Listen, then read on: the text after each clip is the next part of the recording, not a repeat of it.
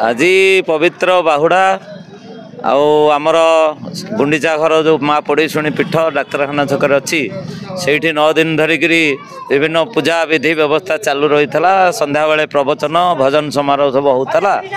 आ गुंडीचा दिन तो यू आमर पतवान मंदिर रथ टणा होता प्राय 10,000 लोक भाग नहीं भल पाग रही है गुंडीचा दिन। आज भी बाहुड़े सका जो वर्षा भक्त मान मध्य सन्देह था आज रथ टणा हो पार कि नहीं कि एत सुंदर पाग ना खरा ना वर्षा सुंदर पवन बहुची हजार हजार भक्त आज बाहुड़े रथ को टाणिक आनिले पतपावन मंदिर निकट में पहुँची जाइए बर्तमान रथ आठी रही 4 दिन धरिक विभिन्न भजन समारोह इत्यादि सांस्कृतिक कार्यक्रम हम आ बहु भक्त मैंने जोगदेवे। आसंता काली सुनावेश रही रथ उपर जीवंकर सुनावेश हम आ भजन समारोह व्यवस्था रही।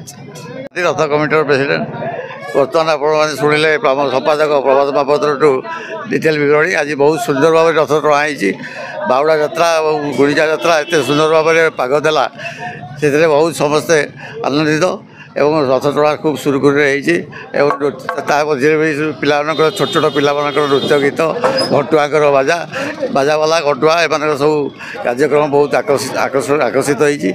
आशा करूँ आगामी वर्ष जमी सुरुखुरु हम भगवान पाखे प्रार्थना। जय जगन्नाथ। आरत महाराणा रथर मुख्य कारीगर बाहुड़ा रथ भल है बहुत लोक आसते भगवान दयारू श्री जगन्नाथ दयारू भलरे रथ आईला कि गोटे आम असुविधा रोचे मेन हूँ रास्ताटा राजपथ रास्ताटा एत कदर्य प्रत वर्ष सरकार को जनइले भी सुधा भी किसी सुफल होनी जदि सरकार यही दृष्टिकरण दे रास्ता पर ताल आम चिरपुरुत हूँ।